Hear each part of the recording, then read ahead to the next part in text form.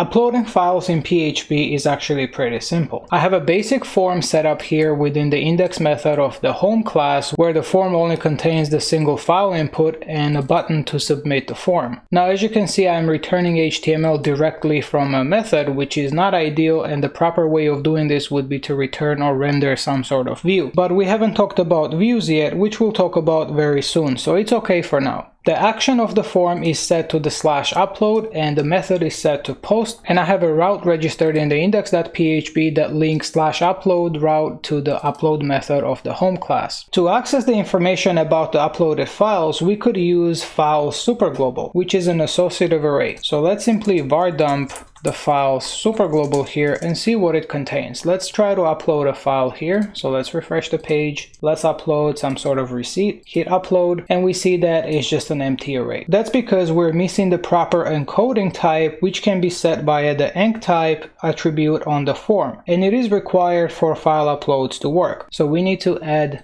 enc type here and set it to multipart form data. Let's go back to the home page, select the receipt again, click upload, and sure enough, now the file superglobal contains some data. Let's add the pre-tags here so that it looks a little bit better. Let's resubmit the form and it looks much cleaner. So as you can see, the file superglobal is just an associative array that contains information about the uploaded files. It contains the original name of the file, contains the MIME type, contains the temporary file name and location of the file wherever it's stored on the server. The next one is the error code, which is set to 0 if there were no errors, but if there were some kind of errors, it would be set to a specific error code. And the last one is just the file size in bytes. Now, you should never ever trust users' input, whether it's coming from get or post superglobals or even the file superglobal. Always assume the worst and ensure that you have the proper validation on the server side in place. For example, if you're letting user upload an avatar or a profile picture, there is no reason to accept certain file types. You should probably just accept images. In this case, we're uploading receipts, right? And the receipt can either be an image or maybe it can be a PDF or maybe a Word document for whatever reason. We could then add some kind of validation to only allow those kind of files to be uploaded. Also, you probably don't want users to upload files that are gigabytes in size. And we have this information available to build such validations right here within the file superglobal. We could also use PHP's built-in functions like path info to get additional information about the file. So for example, let's var dump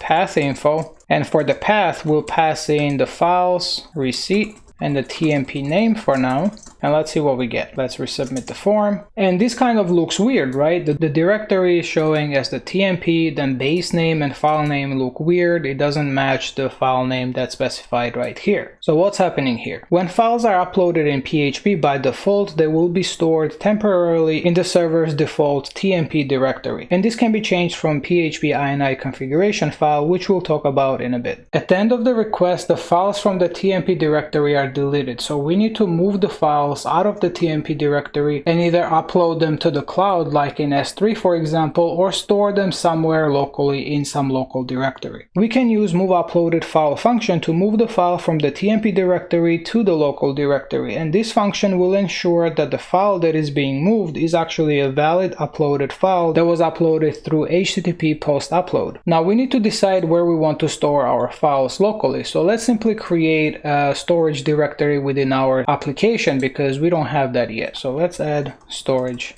here, and now we need the storage path. For the storage path, we could either hard code it here or we can simply create a constant somewhere in our main application class. But because we don't have that main application class, we simply have this public index.php that kind of bootstraps our application. We can add that storage path constant within here for now. So we can do define storage path, and we can use the dir magic constant, and we need to go one level above and then type in storage, and that should be good enough. Now we can use the storage path within the move uploaded file function. The first argument, we can simply pass in the TMP name because that's the location of the file. That's where we're moving the file from, right? So we can do files receipt TMP name, and for the second argument we'll use the storage path constant and use the original file name for now. Let's actually move this and store it into a file path so that we can use it within the path info, and let's put it here. and let's move this var dump right below here. Let's add pre-tags here as well. And we need to change this to the file path, because now we need to get the path info of the local file that we have moved from the temp directory. Now let's resubmit the form, and sure enough, the path info contains the proper directory path, contains the proper base name, contains the proper file name, and also contains the extension. If we open up the storage directory, we see that the file was actually moved. We could also upload multiple files. Let's say that we wanted to upload the receipt and maybe some kind of image, right? So we can do receipt and change the name to something like my image. And let's go back to home page and let's choose two files. So let's pick the receipt for the first and let's pick the image for the second. And before we hit upload, let's comment all this out for now. And let's simply just var dump files again. Let's hit upload now. And we see that now the file superglobal contains two elements in an array. And the first one is the receipt and the second one is my image. And these keys here match the names of inputs that are set in HTML form. So receipt here matches the receipt here, and my image here matches the my image here. Now we could simply loop over this file superglobal and upload files as needed. You could also upload an array of files, meaning that you could upload multiple receipts within the single receipt array. And let me show you what I mean by that. So instead of naming this my image, let's name this receipt as well, and we simply need to add the brackets here indicating that it's an array. Now let's go back to the home page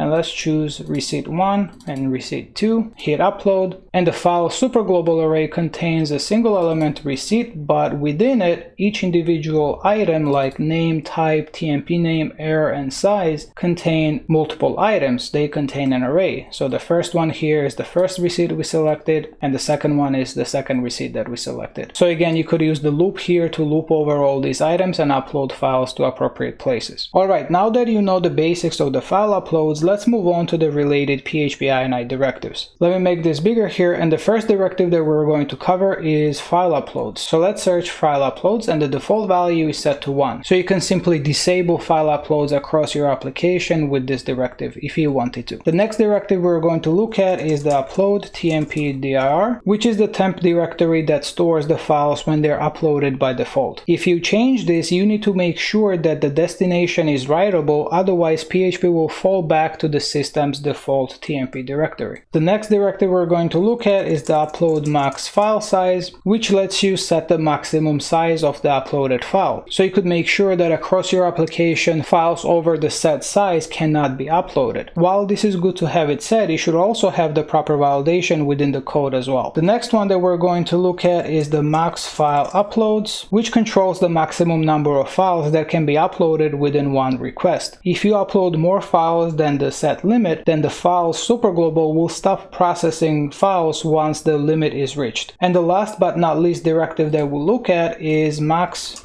input time, and this directive is not just related to files, but it sets the maximum time that script is allowed to receive input in seconds, which also includes the file uploads. So what you can do now is that you can take this information and you can play around with these directives and see how they work so that you get familiar with them. This is it for this video. Thank you so much for watching. If you like my videos, please give them thumbs up, post comments down below, share and subscribe, and I'll see you next time.